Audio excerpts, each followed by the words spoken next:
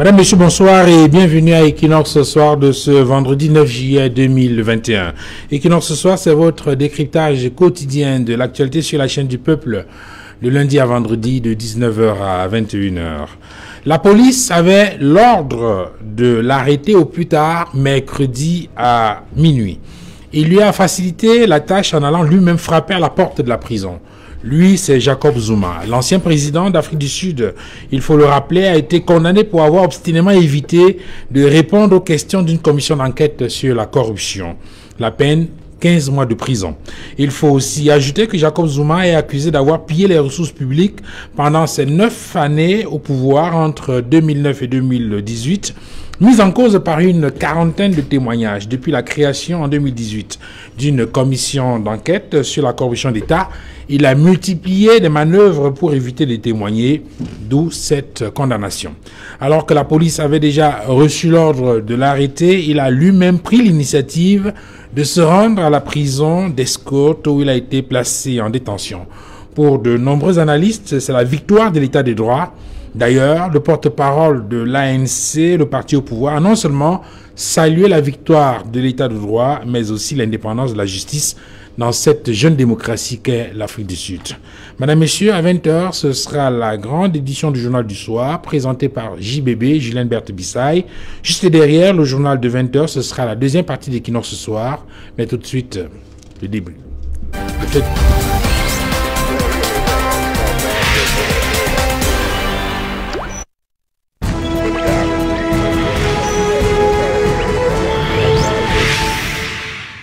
Jacob Zuma en prison, la victoire de l'état de droit et de l'indépendance de la justice, la force des institutions. Pour décrypter cette actualité ce soir, nous avons convié sur ce plateau le docteur Moussa Ndassa Khalil. Docteur Ndassa, bonsoir. Bonsoir Duval. Et merci d'être venu sur ce plateau. Je vous en prie Duval. Je profite également de cette occasion pour dire un bonsoir à tous les téléspectateurs de Equinox Télévision. Vous êtes enseignant de droit au département de droit privé fondamental, c'est à la faculté des sciences juridiques et politiques de l'université de Douala. Absolument. Merci infiniment d'être là. Je vous en prie Duval. Guy Hervé Fongan, bonsoir. Bonsoir Duval et bonsoir aux nombreux téléspectateurs et surtout aux honorables députés de l'Assemblée nationale. J'ai découvert à la faveur de la session qui vient de s'achever que tous les soirs, ils sont au restaurant de l'hôtel des députés, ils sont tous scotchés à regarder la grande messe quotidienne. Equinox soir, et je tenais ce soir avoir une pensée pour tous ces députés qui tous les soirs au restaurant de l'hôtel étaient concentrés tous à regarder Equinox soir. Et il faut également leur faire un clin d'œil, ces députés qui visiblement au cours de cette session a été assez perspicace. Ils ont cuisiné pas mal de ministres, que ce soit le ministre Moutazé, le ministre Aïssi Ebe ou encore le ministre des Télécoms, j'en oublie certainement, le ministre de l'Énergie et de l'Eau, entre autres. Honorable député, un clin d'œil à vous. Sur ce plateau également, Dr Boussineba. Bonsoir. Good evening, Mr. Doufa. I'm humbled to be here again. Let's narrate and analyze state issues and African issues. I'm very humble coming from Boya.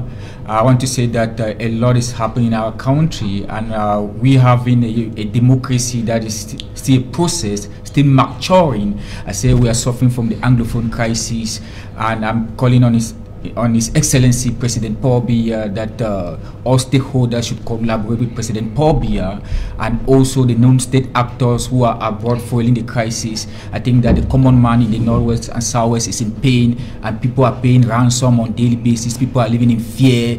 People are being kidnapped on daily basis. Children are not going to school. The economy is down. There's poverty. People are suffering. So it is high time. Let's join President Paul Biya towards the dialogue process and see that we call for another dialogue. So that President Paul Biya already opened the first dialogue. I think that he will call for another genuine dialogue again, so that we can sit like Cameroonians and solve our own problem before looking at African problems. Thank you. Docteur Boussi, je rappelle que vous êtes militant du RDPC.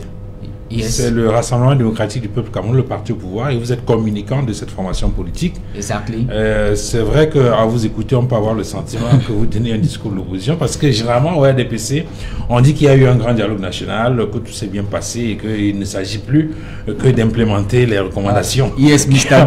Doufa, permit me just say that I think that dialogue is a process. And the first national dialogue that President Paul Biya called, a lot of issues were talked, and they talk about the special status. That is still a process that most people don't understand. And I think that in the days ahead, more it will be explained to people to understand what is special status. But we need a more inclusive dialogue where the non-state actors. And I think that in the days ahead, in the months ahead, in the years ahead, even in the few months ahead, President Paul Biya will call for vos camarades vous tapent sur les doigts en estimant que... He will call for amnesty so that we can sit and dialogue and let peace reign in Cameroon. Okay. Il fait peut-être partie du RDPC tendance Saint-Éloi Bidon.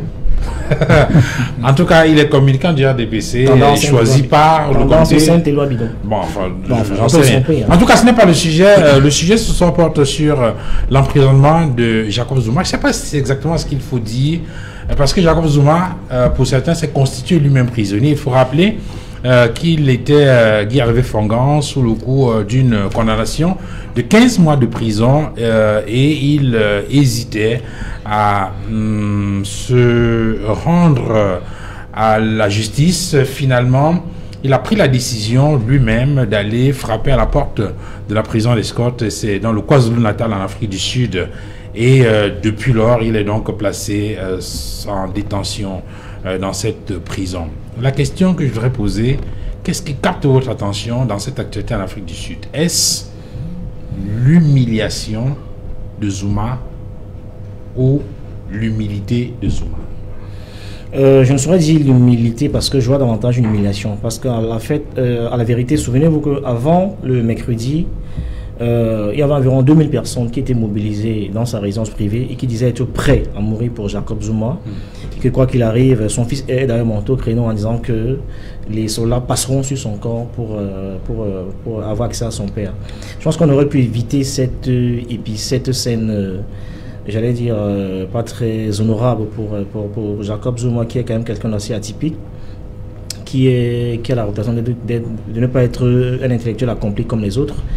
Il est quasiment un analphabète qui est parti de rien et qui a accédé au sommet de son pays. C'est aujourd'hui à 79 ans, on aurait pu éviter ce spectacle. Il a fallu que l'ultimatum arrive à son terme, qu'il décide à se rendre lui-même à se rendre. On aurait pu éviter ça. Malheureusement, je pense que c'est davantage une humiliation. C'est comme ça que je perçois ça. Parce que le pire aurait pu arriver le mercredi. Personne ne peut imaginer l'affrontement qui aurait pu avoir lieu si jamais il ne s'était pas rendu. On aurait peut-être abouti à des morts d'hommes parce que les gens disaient être prêts à mourir pour lui. Il a certainement voulu éviter que ça arrive. Il a préféré se rendre lui-même. Mais il n'était pas, pour moi, utile qu'il attende que l'ultimatum soit prononcé avant de le faire. Ça reste un personnage atypique parce que les Africains, comme on n'a pas oublié qu'en 2006, il avait été acquitté pour viol, et il avait dit à Mondovision que, d'ailleurs, c'était pour un rapport non protégé. Je me souviens encore qu'il disait qu'il croyait, donc il avait dit que on pouvait guérir du VIH après avoir pris un bain, une fois qu'on a eu les rapports sexuels non protégés avec une dame. Donc c'est quelqu'un d'assez atypique qui a marqué l'esprit de beaucoup d'Africains comme ça avec ses différentes sorties. Et donc le fait de tenir en haleine les gens, le suspense qu'il a fait durer, en réalité, ce n'est pas étonnant pour le personnage. C'est pas étonnant pour quelqu'un qui est soupçonné d'avoir détenu près de 30 milliards. Donc ce n'est pas rien entre 2009 et 2018. Souvenons-nous qu'il est quand même parti. On a dû le bousculer, le chasser pour qu'il quitte le pouvoir, alors que l'ANC est un parti emblématique en Afrique du Sud. Je crois que cette arrestation c'est une humiliation pour l'ANC. C'est une humiliation pour l'ANC qui est quand même un parti historique, un parti qui est dans l'ADN des Sud-Africains, un parti qui porte les empreintes de Nelson Mandela. Qu'un président de ce parti soit humilié de la sorte, ça ne fera pas grandir l'ANC qui est un parti historique au même titre que l'UPC pour les Camerounais. Docteur Lassa, il y a cette grande une d'un journal sud-africain de Sunday Times. Zuma a combattu la loi et la loi l'a gagné. Oui, je ne partage peut-être pas entièrement l'avis selon lequel on parlerait, n'est-ce pas, d'humiliation. Moi, je vois plutôt une victoire de la démocratie. Je crois qu'à ce moment, on pourrait même célébrer en quelque sorte la solidité des institutions, on pourrait parler de la jeunesse même de la démocratie sud-africaine, parce qu'il faut se dire que l'État même sud-africain naît à partir de 1994 avec l'avènement de Nelson Mandela. Après 94, après le premier bail de Mandela, de 94 jusqu'à 99, Jacob Zuma, qui était son vice-président, c'est à ce moment-là qu'il prend en quelque sorte les rênes, non pas les rênes, n'est-ce pas, de Mandela, mais les rênes plutôt de Thabo Mbeki, qui a eu à passer, n'est-ce pas, 2 mandats à la tête, n'est-ce pas, de la République sud-africaine. Le choix s'est porté naturellement, comme il a si bien dit, que Jacob Zuma est parti de nulle part. C'était un autodidacte, c'est quelqu'un qui a pu bâtir, n'est-ce pas, sa réputation, n'est-ce pas, sur le temps, par rapport aux fréquentations qu'il a eues dans la prison de Robben Island, aux côtés de Nelson Mandela, auprès de qui? Parce qu'il faut le dire que c'est pas la première fois qu'il fréquente l'univers carcéral. Il a passé 10 ans auprès de Nelson Mandela, auprès de qui il a appris, n'est-ce pas, ses humanités. Il est parti, n'est-ce pas, de nulle part. C'est un personnage iconoclaste. C'est un personnage sulfureux, c'est un personnage charismatique. On a pu dire, en quelque sorte, je me souviens encore d'un autre tabloïd sud-africain qui parlait des 4 péchés, n'est-ce pas, de Jacob Zuma, ou alors les 4 plus grands mensonges de Jacob Zuma. Le premier, parce qu'il faut rappeler tous les scandales que Jacob Zuma traîne, c'est en 2006, avec la fameuse affaire, n'est-ce pas, du viol, dont parlait encore le journaliste. Et il a eu à dire à ce moment-là qu'il suffisait juste d'une douche à l'aide du savon, n'est-ce pas, pour guérir, n'est-ce pas, du sida. Ce qui a soulevé un tollé, n'est-ce pas, dans toute la société sud-africaine. Et à ce moment-là, on se souvient que le taux de prévalence en Afrique du Sud battait tous les records dans le monde entier. Et après 2006, le deuxième péché, oui, alors le deuxième mensonge, n'est-ce pas, de Jacob Zuma, c'est à ce moment-là qu'intervient la fameuse affaire, n'est-ce pas, de corruption dans laquelle il est impliqué. Vous vous rappelez, n'est-ce pas, les histoires, n'est-ce pas, d'achat, n'est-ce pas, d'armes. À ce moment, il est déjà président, je crois, en 2009. Il y a eu des rétro-commissions à hauteur, n'est-ce pas, de 4 millions, n'est-ce pas, de la monnaie sudafricaine, voilà, du rand. Et plus tard, le troisième mensonge, c'était la modernisation même de la résidence, pas de fonction, la résidence personnelle, résidence privée de Jacob Zuma. Il avait estimé que c'était pour des travaux essentiellement liés à la sécurité, mais on s'est rendu compte qu'il s'agissait des travaux essentiellement somptuaires. Dans sa résidence, il y avait un amphithéâtre, il y avait des piscines, il y avait beaucoup, n'est-ce pas, de choses pour lesquelles il a été obligé, n'est-ce pas, de rembourser, n'est-ce pas, la moitié. Et le 4e mensonge, c'est la fameuse affaire Gouta, dans laquelle son fils était impliqué. Peut-être vous avez eu souvenance de l'affaire Gouta, l'Indien, il y a eu des mails qui ont circulé, n'est-ce pas, partout dans le monde entier. Pour dire quoi? Pour dire que Jacob Zuma fait partie des personnages qui ont contribué à la débâcle même de l'ANC en 2016. Et sa démission était pratiquement actée en 2018, c'est que tous les voyants étaient ouverts. Moi, je ne pourrais pas parler en quelque sorte. Peut-être on aurait pu dire, on aurait pu penser à cause, n'est-ce pas, de son grand âge, on parle de 79 ans, qu'on aurait pu procéder autrement. Mais il faudrait comprendre également que Jacob Zuma, c'est quelqu'un qui est en quelque sorte expert dans le dilatoire, dans la chicane, dans l'art de perdre le temps. Parce que c'est plus d'une fois il a fait obstruction à la justice. Il a voulu utiliser, n'est-ce pas, son paravent, n'est-ce pas, d'ancien chef d'État, pour ne pas se présenter devant la commission anti-corruption, commission, n'est-ce pas, devant laquelle il était condamné, n'est-ce pas, à 15 mois de prison. Donc, s'étant rendu compte qu'il se retrouvait pratiquement face à la guillotine, il n'y avait plus moyen, n'est-ce pas, de reculer. Il était obligé, n'est-ce pas, de se présenter. De se constituer lui-même prisonnier. Voilà. Et il faut retenir, je parlais tout à l'heure de la victoire, n'est-ce pas, de la démocratie, parce que c'est un autre message. C'est un autre message, n'est-ce pas, à l'endroit de ceux qui estiment que la position, n'est-ce pas, présidentielle, c'est une espèce de bouclier pendant la fonction et après la fonction. Je crois que l'Afrique du Sud est en train de donner un signal, n'est-ce pas, à tous ceux-là qui s'agrippent au pouvoir, tout en pensant qu'il y a une espèce de paravent qui les protège ad vitam aeternam. Alors, docteur Poussinéba, c'est à cause des choses comme ça, je veux dire, il y a des situations où on a tout un ancien président de la République qui se constitue prisonnier, qui est jeté en prison. C'est à cause certainement de ce genre de situation que vous avez des chefs d'État qui s'organisent pour acquérir des immunités de manière à ne jamais faire face à la justice, que ce soit pendant leur mandat ou après le mandat, non? Oh, thank you, Dufa. I want to say that nobody is above the law. That's what we call the rule of law. And when Jacob Zuma, I want to put it as such, Jacob Zuma was an activist, from a freedom fighter to a president to a prisoner. and to tell you that when you look at the constitution, the highest court of the country, the Constitutional Court, said Jacob Zuma in his mandate from 2009 to 2018, there was money laundering, there was money scandal, and there was a lot of money fraud during his reign. And the people of South Africa, they look at, when you look at the government, there is what the government is independent, where we have the executive, the judiciary, and we also have the legislature. And when you look at the legislature of that country, South Africa, they are very vocal to the people. They talk what matter, what affects the people. And I want to say that it is not a humiliation. It's telling us that our democracy is growing in Africa.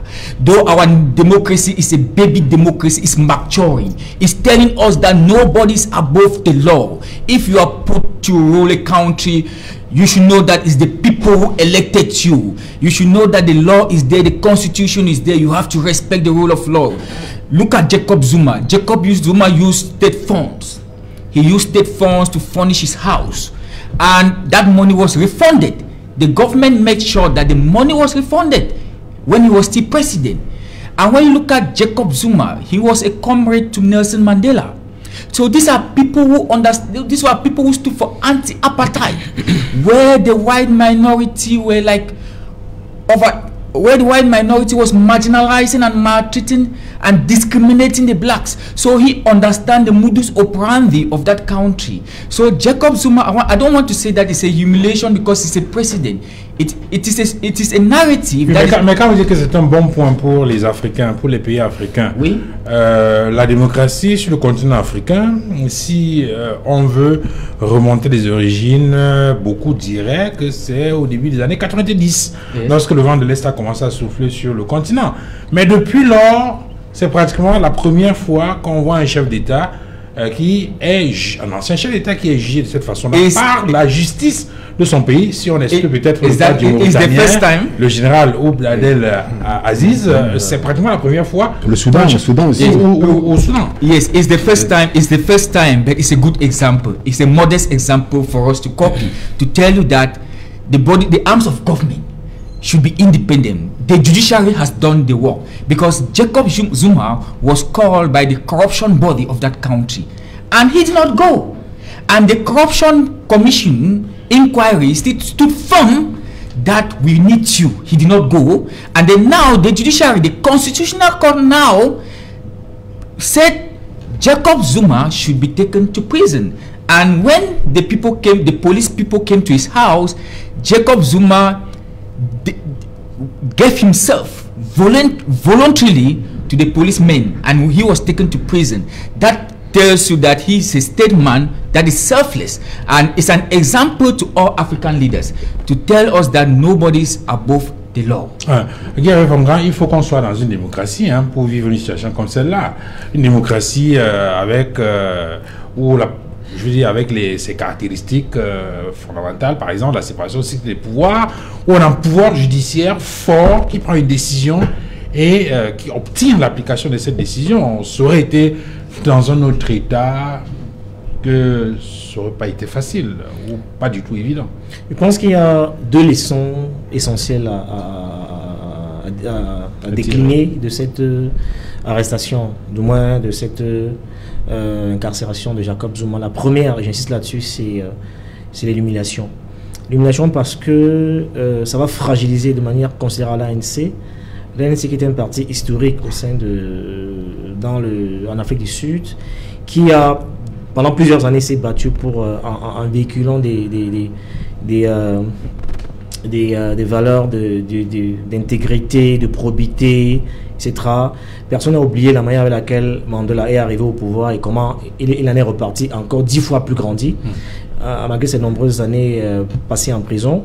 Vous savez comment qu'aujourd'hui il y a une sorte de syndrome mandelanien qui habite la plupart des opposants africains qui estiment qu'il faut passer par la case de prison pour accéder au pouvoir. Il y a qu'à observer comment la plupart de nos opposants se comportent. Donc le syndrome mandelanien est une réalité essentielle à la pratique de la démocratie chez nous, et c'est dire que l'empreinte de Mandela est assez forte dans la manière de pratiquer la politique pour la plupart des chefs d'État, des opposants africains. Et cette arrestation est une douche froide pour l'ANC. Pour l'ANC, qui naturellement perçoit ça comme une sorte d'humiliation pour le parti, qui ne sera plus jamais le même après cette incarcération. Donc pour ce parti, c'est une véritable humiliation, parce que l'ANC ne sera plus jamais comme avant après ce qui s'est passé. Et n'oublions pas que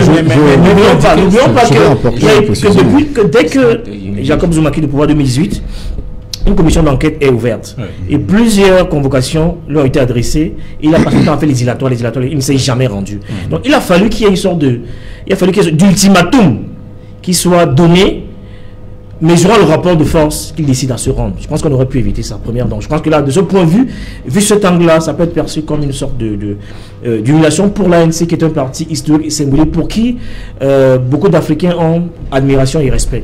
Évidemment, ça peut être comme une victoire de la démocratie, une sorte de maturité de la démocratie africaine, dans la mesure où on a très peu vu dans l'histoire politique de nos pays, et même en Occident, un chef d'État qui a été condamné dans son propre, qui est incarcéré dans son propre pays.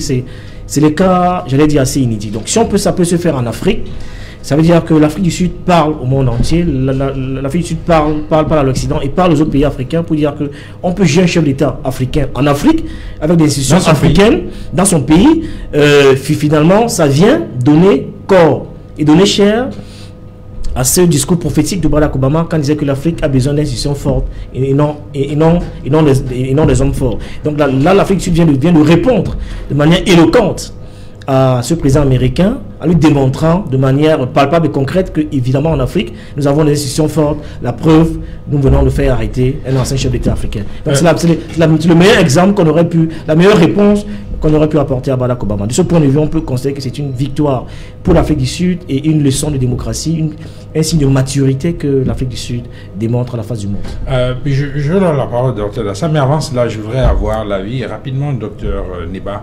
Docteur Neba, cette leçon dont parle Guy Fongan, qui s'adresse ou qui s'adresserait à des chefs d'État africains qui s'agrippent au pouvoir et qui croient être des alpha et l'oméga depuis la fin, des tout-puissants, vous avez le sentiment que ça concerne le Cameroun?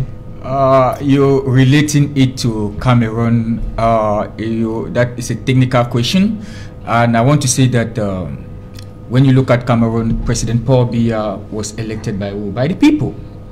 I want to say that the people elected President Paul Biya.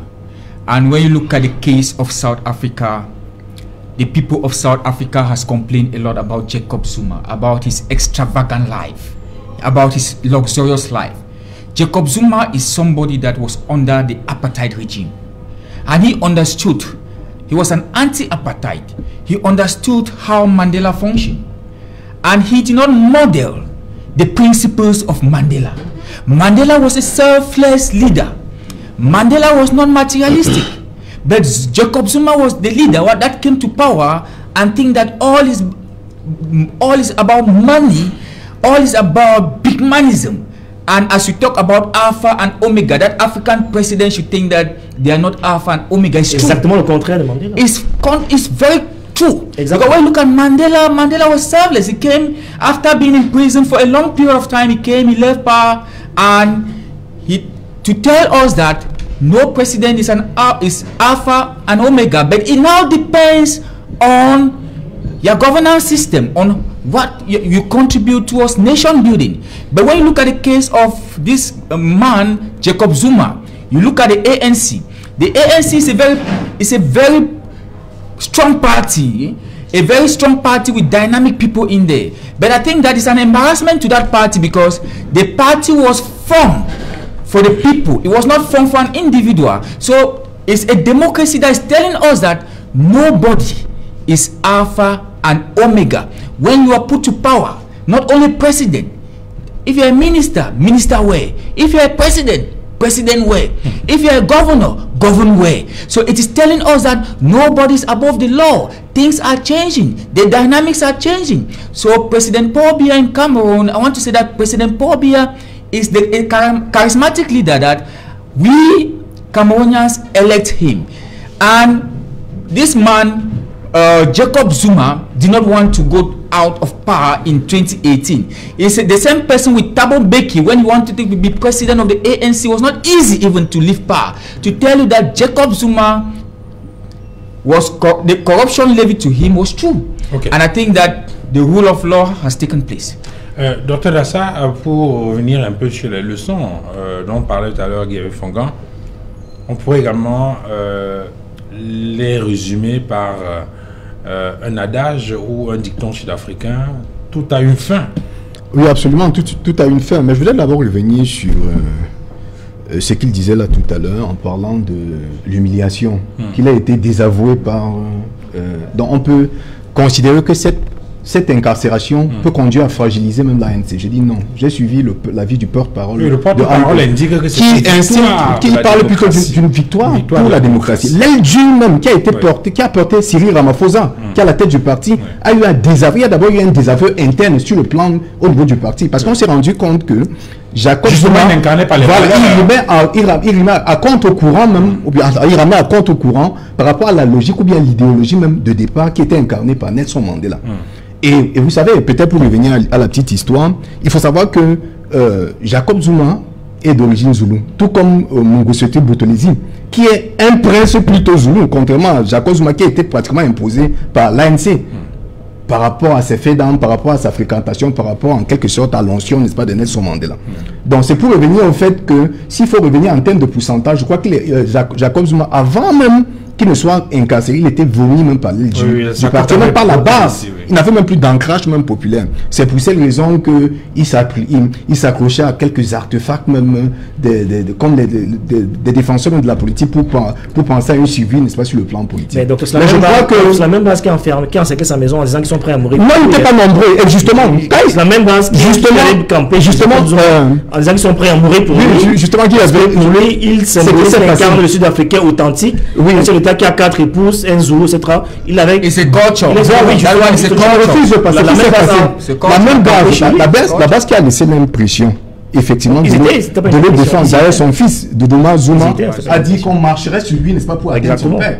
Quand il s'est rendu, qu'est-ce qui s'est passé? Puisqu'il s'est rendu spontanément, rien n'a eu lieu. C'était juste en quelque sorte la poudre de perlimpinpin, parce que rien n'a suivi. Il n'y a eu aucun bruit, n'est-ce pas, de désaveu, aucun mouvement irrédentiste pour laisser l'impression qu'ils ont désavoué, n'est-ce pas, la position. Parce qu'en même temps, Jacob Zuma, c'est quelqu'un, j'ai parlé tout à l'heure d'un personnage suffisant, c'est quelqu'un qui ne faisait plus l'unanimité. Il traînait, n'est-ce pas, des scandales, que ce soit sur le plan conjugal, que ce soit sur le plan... There was a rape scandal too. À un certain âge, moi, je ne pense pas que l'argument qui est relatif à l'âge soit un prétexte pour dédouaner en quelque sorte le président Jacob Zuma. Mr. Doufa, permit me say one thing, please. I want to say that African democracy has to mature. I don't see why we sit on a platform. I would say the arrestation of President Jacob Zuma was a humiliation. Nobody is above the law. We should understand that. Arrestation of a president is an example to show the other people that if you are given power, you should do the right thing. We agree with that. As a personality, it's not humiliation, because he is not more the president of that country. He is an ex-president. To tell you that he is not the president at that time, he is an ex-president. As an ex-president, he does not enjoy all the immunities. He doesn't enjoy all the immunities, and he must also respect the rule of law. Est-ce qu'il n'a pas été... Jacob Zuma aurait pu faire autrement. Je veux dire qu'on a vu dans certains... Permettez-moi de prendre l'exemple du Cameroun. Oui. On a vu qu'en avril 2008, oui, la constitution du Cameroun a été modifiée. Oui. Et dans parmi les articles de la constitution qui a été modifiée, ou bien les articles qui ont été introduits, il y a une disposition, par exemple, qui fait que le président de la République, à la fin de son mandat, ne peut pas être poursuivi pour des actes qu'il a commis pendant l'exercice de son mandat. Oui. Jacob Zuma aurait pu prendre des dispositions comme celle-là en Afrique du Sud, qui ne se retrouvait pas dans cette situation-là, non? Look at Jacob Zuma. Do you know that Jacob Zuma was in power without being a member of the National Assembly? And when you look at the rules of that country, you must be a member. The constitution states that you must be a member of the National Assembly before you can be a president. Even when Jacob Zuma wanted to be the national president of the ANC, he was not even wanted by the people. To tell you that his personality was first of all confusing. So as a president, you first have to be modest. He doesn't have that modesty. Guy Fonga, donc c'est vrai que vous parlez de la démocratie sud-africaine, de la jeune démocratie sud-africaine, mais si on est encore dans le contexte purement africain, on peut penser que Zuma a été un tout petit peu négligent. Il aurait pu prendre des dispositions, comme ça se fait avec d'autres chefs d'État dans d'autres pays, pour que ce type de situation ne lui arrive pas. Oui, et il aurait pu simplement faire comme les autres chefs d'État africains, mais il s'est laissé endormir par le soutien populaire dont il bénéficiait. Il faut quand même le rappeler. Zuma, à son accession au pouvoir, bénéficiait d'un véritable soutien populaire des Sud-Africains, parce qu'il est quand même parti de nulle part. C'est quasiment un analphabète qui est arrivé, un compagnon de prison de Nelson Mandela. Donc il avait une histoire qui parlait aux Sud-Africains. Donc ce soutien populaire-là, manifestement endormi, il n'a pas pris toutes les dispositions juridiques pour se prémunir une fois qu'il aurait déterminé avec la justice. Donc il s'est laissé endormi par cette situation-là, et il n'a pris aucune disposition. Mais il est à noter que, quoi qu'on dise, aujourd'hui, on peut se bomber le torse en disant que les Africains également peuvent donner des leçons de démocratie aux Occidentaux, au monde entier. On a longtemps ergoté sur cette fameuse sortie d'Obama, Barra, qui disait que l'Afrique, le problème de l'Afrique, c'est les institutions qui doivent être fortes, que l'Afrique a besoin d'institutions fortes et non d'hommes forts. Il y a même les auteurs qui ont théorisé en parlant des maladies infantiles de la démocratie africaine.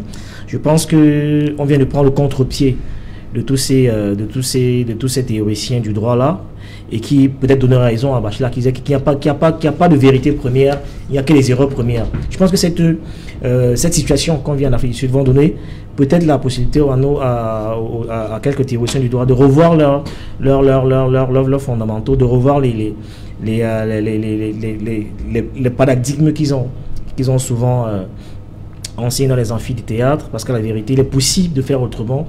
Et l'Afrique du Sud vient nous démontrer la face du monde. Même en étant en Afrique, on peut avoir des institutions fortes et qui interpellent les anciens chefs d'État au point de les incarcérer. Bon, c'est la meilleure réponse qu'on aurait pu apporter à ceux qui pensent que l'Afrique n'est pas encore assez mûre pour entrer dans la démocratie, pour paraphraser un chef d'État français. Je pense que là, on vient de démontrer qu'on est assez mûr, qu'on peut se prendre en charge et qu'on peut gérer de manière autonome nos propres problèmes. Moi, c'est l'image que je préfère garder, cette interpellation d'un ancien chef d'État africain, même si je persiste à dire que l'ANC, à mon sens, en prend une douche froide et en sortira un peu émoussé. Peut-être Jacob Zuma, peut-être pas forcément l'ANC, peut-être Jacob Zuma. S'il faut faire le distinguo. Les détracteurs de l'ANC, c'est pas le seul parti en Afrique du Sud, vont forcément surfer dessus pour taper de manière régulière sur l'Afrique du Sud. Docteur Dassar, en regardant ce qui se passe, il faut peut-être magnifier la puissance du pouvoir judiciaire dans un système démocratique. Parce qu'il me semble que l'un des piliers de la démocratie, justement, c'est la séparation stricte des pouvoirs, la possibilité pour le pouvoir judiciaire de pouvoir agir de façon indépendante pour la régulation donc, des institutions dans un État démocratique. Oui, absolument. Je crois que là, on a la preuve extraordinaire qu'on a en présence d'une véritable indépendance de la justice. Une indépendance sur le plan fonctionnel et sur le plan structurel. La justice sud-africaine est véritablement indépendante. Même si, par ailleurs, il n'y a pas de système où il y a une indépendance absolue. Mais il y a effectivement, c'est la preuve effective qu'il y a une indépendance au niveau de la justice, n'est-ce pas, sud-africaine. Parce que vous savez, la pierre angulaire, ou bien le marqueur même véritable de la bonne gouvernance dans une société, c'est l'indépendance, n'est-ce pas, de la justice. Et l'indépendance a besoin, n'est-ce pas, de plusieurs points, n'est-ce pas, de plusieurs points révélateurs. Il y a d'abord par rapport à la nomination, n'est-ce pas, des magistrats, par rapport au système, n'est-ce pas, qui promeut l'inamovibilité ou bien l'impossibilité, n'est-ce pas, de les changer comme bon nous semble, et le fait que le pouvoir judiciaire ne soit pas assujetti au pouvoir exécutif. Mais très souvent, ce à quoi on constate, c'est le fait que le pouvoir judiciaire est généralement assujetti au pouvoir exécutif. Et en dehors même du cas concernant Jacob Zuma, il y a eu des précédents. Il y a les précédents avec l'athlète sud-africain qui a été condamné, là, dont le nom ne me revient pas à l'instant. Il y a eu des pressions de l'exécutif par rapport à son état. Et oui, c'est lui qui a été accusé. Vous vous souvenez même que lorsque Omar El-Béchir est condamné, ou bien lorsque le mandat, n'est-ce pas, de recherche a été lancé, n'est-ce pas, par la Cour pénale internationale, Omar El-Béchir se trouve, n'est-ce pas, sur le territoire sud-africain.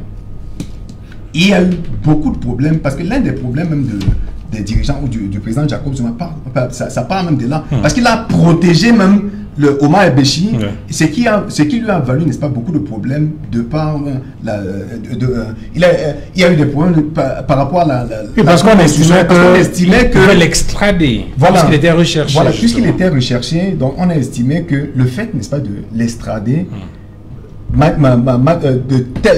la manière avec laquelle ça s'est passé, il y a eu en quelque sorte une atteinte au principe, n'est-ce pas, de l'indépendance, n'est-ce pas, de la justice. Donc je reviens sur le fait que la justice sud-africaine, certes, on dirait, n'est-ce pas, de cet État que c'est un jeune État démocratique, mais ils sont en train de donner la preuve de ce qu'en Afrique, on peut avoir une justice indépendante, on peut avoir une justice sereine, une justice qui n'est pas aux ordres. Donc je crois que c'est un bon message, c'est un signe, n'est-ce pas, de bonne santé sur le plan de la démocratie. Guy Fongan, vous avez évoqué tout à l'heure les leçons qu'il faut tirer et vous avez magnifié cette force, je vais dire cette décision de la justice sud-africaine qui met en relief l'émergence de cette démocratie sud-africaine qui doit permettre de changer le regard, qui doit permettre de changer l'appréciation que les Occidentaux de façon globale portent sur la démocratie sud-africaine. Et si ce n'était que la partie visible ou bien l'arbre qui cache la forêt? Non, je pense qu'il faut interroger l'histoire. Il faut interroger l'histoire pour remarquer que les pays anglo-saxons et l'Afrique australe en général n'ont pas la même histoire que la nôtre. Ceux qui ont flirté un peu avec les sciences politiques le savent, que la plupart des pays francophones ont tous hérité du jacobinisme français, c'est-à-dire avec les États centralisateurs, et où en général l'exécutif, le politique et les judiciaires entretiennent des rapports incestueux. Donc il est difficile dans la plupart des pays francophones de les séparer. Une fois, et c'est justement dans les pays d'Afrique francophone qu'on observe des chefs d'État qui s'éternisent au pouvoir. C'est très peu courant dans les anciennes colonies britanniques. Dans les anciennes colonies britanniques. C'est chez eux qu'on a vu trois ex-chefs d'État jouer au golf, pour parler du Ghana par exemple, main dans la main, s'asseoir autour d'un verre, boire un pot, faire du sport. C'est des images qu'on ne voit pas beaucoup. Donc je veux dire que culturellement, si vous interrogez l'histoire de ces pays-là, vous allez voir que dans la culture, c'est une pratique qui est courante de constater que il n'y a pas une volonté pour ces chefs d'État, une caractéristique qui les structure de vouloir chaque fois s'éterniser au pouvoir et de torpiller la démocratie et de tout faire pour se maintenir.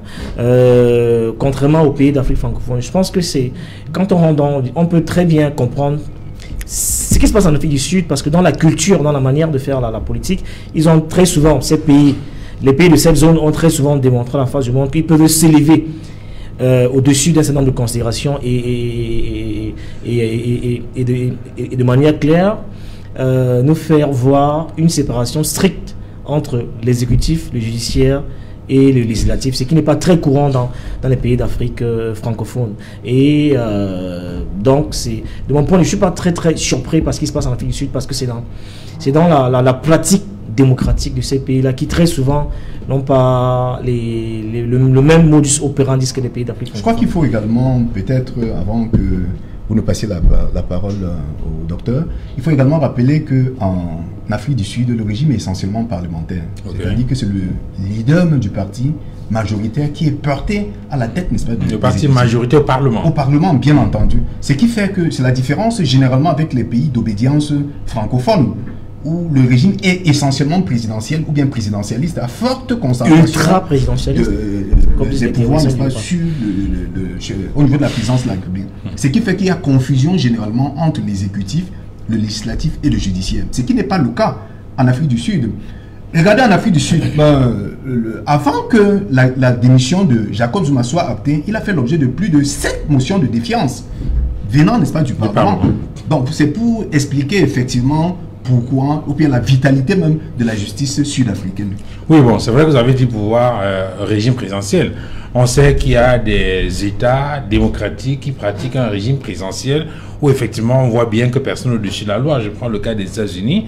Vous savez bien que même aux États-Unis, le président de la République a des limites dans un certain nombre de choses. Il y a des choses qu'ils peuvent faire. Et lorsque le pouvoir judiciaire s'en mêle, on voit parfois que l'exécutif recule avec des pratiques comme l'impeachment qui peuvent obliger le président d'appliquer. Alors, Dr Neba, sur cette question de séparation des pouvoirs, quand on en parle, la séparation des pouvoirs, pouvoir exécutif à part, législatif, et puis un judiciaire capable de réguler, vous avez le sentiment qu'au Cameroun, on y est, vous? I think that looking at it in the context of Cameroon, I want to say that it's a very important example for us to copy, because I think that President Paul Biya is talking about Vision 2035, and if we have to emerge, or we need stronger institutions. That's the truth. We want to grow. We want Cameroon to be better. We want Cameroonians to enjoy the national cake, all Cameroonians to be one and enjoy the national cake. Whether you're coming from the north, the south, the east, the west, they should be able to enjoy the country, fast development. We want laws that will affect the common man who is suffering there. We want laws that will affect every Cameroonians. So looking at it from the context of Cameroon, you will see that we have a semi-presidential system of government. And with a semi-presidential system of government, the president is the head of state, and is the president that elects the prime minister. Vous parlez comme un opposant, hein? No, I'm not talking. La nécessité de partager le gâteau national. I'm not. To be candid, we want growth. We want growth. Parce que votre discours tend justement à montrer qu'on n'y est pas encore. Je veux dire, on doit y aller de façon progressive. I think that the president of the country, the constitution is clear.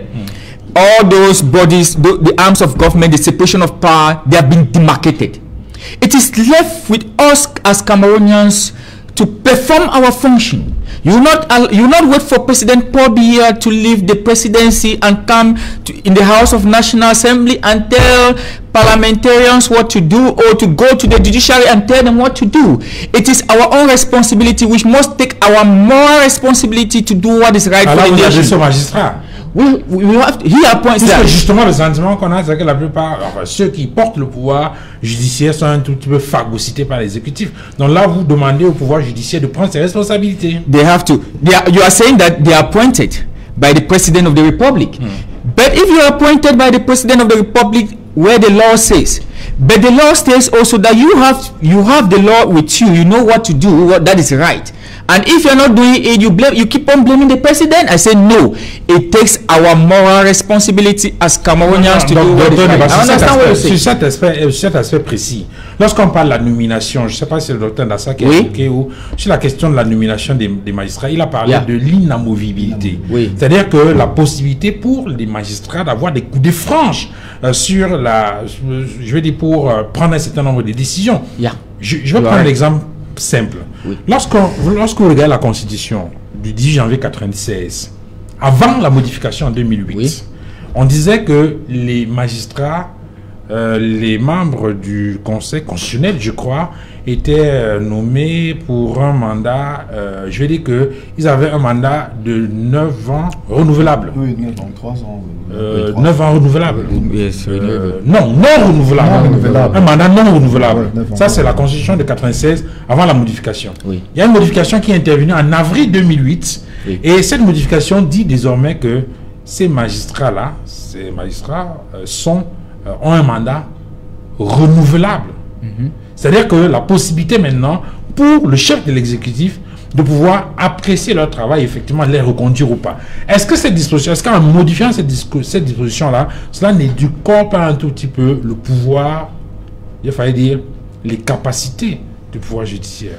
You are saying that they have the capacity to defy even the executive. But I want to say, looking at the context of Cameroon, when we keep on blaming the laws and the oppositions are there, the oppositions in Cameroon, they should also be able to be strong, because the oppositions are too weak to afford that. They are not even able to take power to draw laws that will affect them, because it's an issue of saying that the oppositions also in Cameroon are very weak. If we had, like in South Africa, let me quote the example in South Africa. There is a party owned by Julius Malema, a very young, dynamic guy. When you look at Julius Malema, he has been able to call President Ramaphosa to sit down in parliament.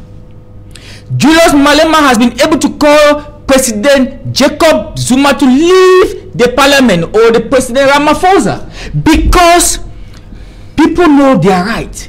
Some of us do not even know what the Constitution says. Some of us do not even know what the Criminal Procedure Code says. Some of us do not even know what the Penal Code says. And we are in politics. I want to say that most of the oppositions in Cameroon do not understand the law. Julius Malema is like Jean-Michel Ninche, il fait bouger le parlement. Je voulais ajouter quelque chose. C'est à peu près le même tempérament. Our own oppositions are weak. It's like Jean-Michel Ninche. Very weak. They are weak. When President Kabila says the oppositions are weak, they are weak. They are weak. Je voulais dire que they are very weak oppositions in the country. Par rapport aux aspects, n'est-ce pas, qui peuvent crédibiliser la justice et renforcer même les pouvoirs du juge, comme ça se passe ailleurs, il faudrait effectivement que les magistrats, ou certains magistrats, disposent ou bien juste d'une autonomie financière. Parce qu'à partir du moment où ils sont essentiellement carriéristes, et ils ont peur, même quand je dis carriéristes, ils ont peur, n'est-ce pas, de perdre leur pouvoir. Forcément, les décisions qui seraient rendues peuvent être biaisées. Donc, quand vous comparez avec ce qui se passe dans les autres pays, les pays anglo-saxons, même en France, qui a pratiquement, dont nous avons la même culture, c'est-à-dire que le même héritage et autres, il faut voir comment est-ce que le juge Balthazar Gasson se comportait et autres, enfin ailleurs, en dehors de la France et autres. Et l'affaire Sarkozy a été révélée alors qu'il était encore président. Ouais. C'est-à-dire que vous voyez comment le juge qui a instrumenté, n'est-ce pas, l'affaire se comportait alors que Sarkozy était encore président. Donc, je crois que au-delà de toute chose, au-delà du système, au-delà de tout, il faudrait également voir le problème au niveau de l'autonomie financière. Il y a également, vous avez parlé tout à l'heure de l'inamovibilité. L'inamovibilité ne veut pas dire qu'il est impossible, n'est-ce pas, de changer un magistrat, mais il faudrait que le changement, n'est-ce pas, soit motivé et qu'on ne la fait pas disciplinairement ailleurs. Voilà, à cause d'une décision. À cause d'une décision. Donc, c'est autant de choses qui peuvent contribuer à édulcorer même la nature même de notre justice. Alors, avant de sortir, Guy Fongan, on pourrait élargir la question au fonctionnement des institutions dans notre pays. On a bien vu qu'il y a, par exemple, beaucoup d'institutions qui fonctionnent, mais pas de façon optimale, parce que, disent les analystes, ces institutions-là sont obligées, dans leur fonctionnement, de rendre compte au pouvoir exécutif. Je vais prendre deux exemples. La Commission nationale anticorruption, la CONAC, et puis on pourrait élargir ça à d'autres institutions. Le fait pour la CONAC, par exemple, lorsqu'elle a bouclé son rapport, de s'adresser à l'exécutif, donne le sentiment justement qu'il y a une forte centralisation. On parlait du jacobinisme tout à l'heure. On pourrait revenir également au niveau de la Cour suprême. On parle du Conseil constitutionnel. D'autres auraient souhaité qu'à la place du Conseil constitutionnel, qu'on ait une Cour constitutionnelle, non, la Cour des comptes. Pour revenir à l'affaire du Covid-Gate qui est dans l'actualité, les gens estiment que si on avait une Cour des comptes à la place de la Chambre des comptes, la situation aurait été différente. Est-ce que on ne peut pas, dans le sillage de l'analyse de cette actualité en Afrique du Sud, porter sur la place publique ce débat en rapport avec le fonctionnement optimal d'un certain nombre d'institutions qui visiblement n'évoluent pas de façon efficiente à cause des lourdeurs du pouvoir exécutif? Non, je pense que c'est fait exprès. C'est fait exprès parce que un des plus grands mal que le renouveau aura laissé au Cameroun avant de partir, c'est cette gabégie systématisée. On a l'impression que c'est institutionnalisé à la limite dans un pays où l'unité de mesure de détournement, c'est le milliard. Il est difficile qu'on s'attende à ce qu'on ait des institutions fortes qui vraiment contrôlent et veillent à la gestion de malheureusement, et docteur fait bien dit qu'il faut autonomiser les magistrats. Il faut un minimum de bien-être pour pratiquer la vertu. Comme disait Saint-Augustin, on va s'arrêter là malheureusement pour on va prendre la réclame, et juste derrière la réclame, ce sera la grande édition du journal du soir présentée par JBB. Juste derrière le journal, ce sera la deuxième partie d'Equinox Soir, le débrief. Vous en avez assez des carreaux qui se décapent, qui vieillissent à une vitesse vertigineuse. Vous êtes pour la qualité. KBA vous donne la qualité, vous apporte des solutions. KBA, ce sont des carreaux, des sanitaires, de la robinetterie, fabriqués par les meilleurs spécialistes du marché mondial.